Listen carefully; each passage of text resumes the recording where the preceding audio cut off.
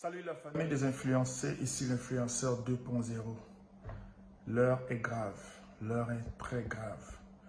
Notre pays est à un carrefour délicat et crucial de son histoire. Tout peut basculer comme tout peut rester dans le droit chemin. On sait où, quand et comment ça commence, mais on ne sait jamais où, quand et comment ça se termine. Si on va vers ce chemin-là, on va tous perdre. On va tous perdre énormément. Plusieurs vont mourir. Peut-être nous, peut-être moi, peut-être toi. Plusieurs vont mourir. Il y aura des blessures inguérissables qui vont s'ouvrir. Il y aura des plaies profondes qui vont s'ouvrir. Et le pays aura beaucoup de mal à se remettre de cela. C'est clair que ça ne va pas. Ça ne va pas, mais alors pas du tout. Pas du tout. Est-ce qu'il y a une autre solution? Peut-être. Mais moi, je veux dire aujourd'hui à ceux qui nous gouvernent, au président de la République encore en place, au gouvernement, à tous ceux qui travaillent avec lui. C'est de votre faute, les gars. C'est de votre faute. 43 ans, vous n'êtes pas fatigué, les gars. Vous n'êtes pas kef. Le repos vous a fait quoi? La retraite n'est pas une punition. Waouh, les gars. Ce dernier mandat que vous avez encore eu là, les derniers 7 ans-ci, on aurait même cru que vous alliez vous réveiller, que vous aurez fait quelque chose pour dire aux Camerounais, oui, on a compris. Parce que le mal-être des Camerounais est profond depuis longtemps. Depuis très longtemps. Et le problème, c'est l'arrogance et le mépris de ceux qui nous gouvernent. Aujourd'hui, je vois les ministres, les DG, les hauts commis de l'État qui partent dans les villages, les arrondissements pour dire aux gens, calmez-vous, calmez-vous. Ce n'est pas ça que les gens attendaient de vous. Les gens attendaient de vous que vous travailliez. Les gens attendaient de vous que vous donniez un avenir aux Camerounais. Les gens attendaient de vous que vous fassiez des routes, que vous fassiez des ponts, que vous construisiez des écoles, des hôpitaux fiables, des hôpitaux où vous-même, vous pouvez vous soigner. Que vous donniez de l'eau potable aux gens. Que les gens soient en sécurité. Que les gens se sentent heureux et fiers d'être Camerounais au Cameroun. C'est de votre faute tout ça. La responsabilité de ce qui arrive aujourd'hui, ce n'est pas l'opposition, ce n'est pas les opposants. C'est de la faute du gouvernement qui a passé le temps dans l'inertie et la gabegie totale avec l'arrogance et le mépris envers les Camerounais. Vous avez été élu et vous avez été nommé pour beaucoup. Pourquoi vous ne travaillez pas pour que le Cameroun soit meilleur? Vous aimez aller en Beng, vous aimez aller en Europe, vous aimez aller en Occident. Vous extasiez sur le pays, dire comment c'est développé, c'est beau, c'est civilisé, alors que vous avez la responsabilité depuis 4 décennies et plus de changer ce pays. Aujourd'hui, la rue gronde, le peuple boue. Ce n'est pas parce que les gens sont méchants. Ce n'est pas parce que les gens veulent détruire ce pays. Ce n'est pas parce que les gens veulent casser tout. Ce n'est pas parce que les gens veulent tuer. Ça s'appelle le ras-le-bol. Les gens sont fatigués. Les gens en ont marre. On en a marre. Je suis fatigué. C'est la merde. C'est le merdier total à tous les niveaux. Est-ce que vous ne comprenez pas ça depuis 40 ans?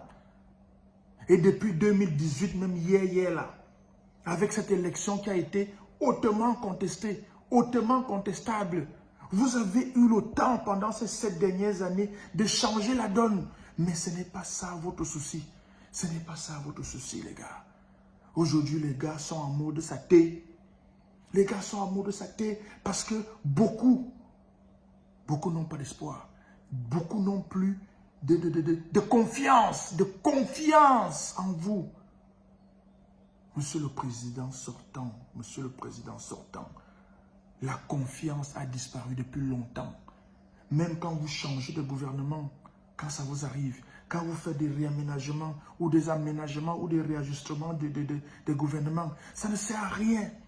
Ça ne sert à rien du tout parce que la tête pensante, celui qui doit diriger le pays, celui qui doit s'assurer que le pays fonctionne, que les ordres qu'il a donnés sont respectés et suivis.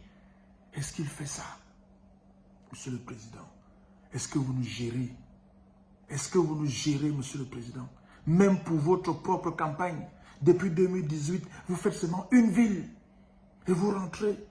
Même pour votre propre campagne, Monsieur le Président, vous ne prenez même pas la peine. Est-ce que vous nous gérez, Monsieur le Président? Est-ce que vous avez notre temps? Vous donnez des ordres.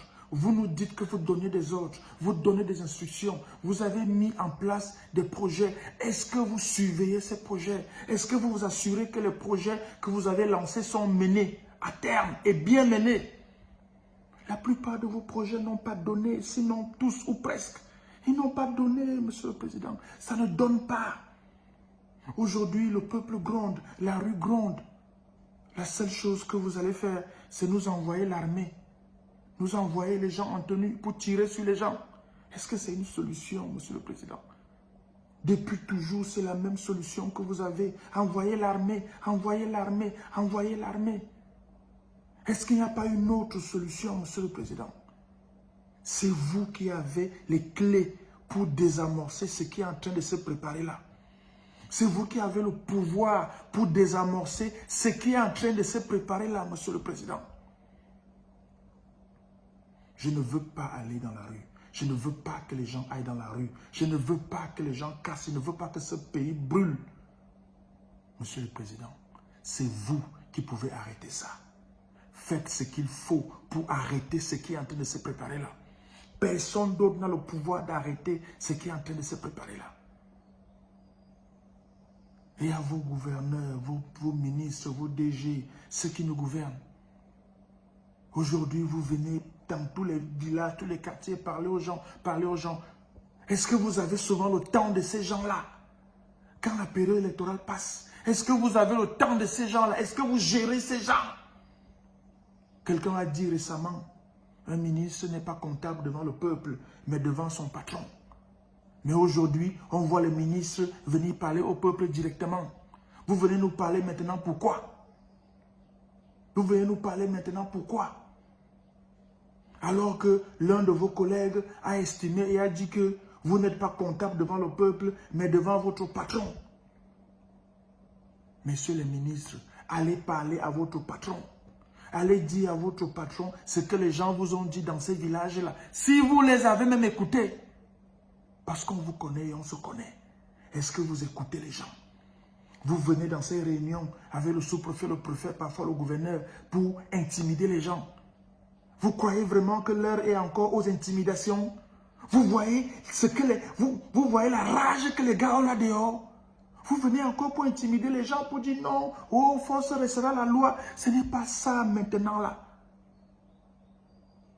Dites à votre patron que c'est lui seul qui a le pouvoir pour arrêter ce qui est en train de se passer. Mes frères et sœurs Kamé, si on casse, c'est nous qui allons perdre. Si on brûle, c'est nous qui allons perdre. Si on tue, c'est nous qui allons mourir. Mais malheureusement, le ras-le-bol est violent. L'eau a débordé le vase. On ne peut que se retourner vers le président sortant. Monsieur le Président, c'est vous qui avez les clés pour stopper tout ça. C'est vous et vous seul qui pouvez stopper tout ça. Que Dieu protège le Cameroun et les Camerounais. Et que Dieu nous bénisse. Et que la paix soit dans ce pays. C'est dur, c'est très dur. Mais préservons au moins le peu que nous avons encore.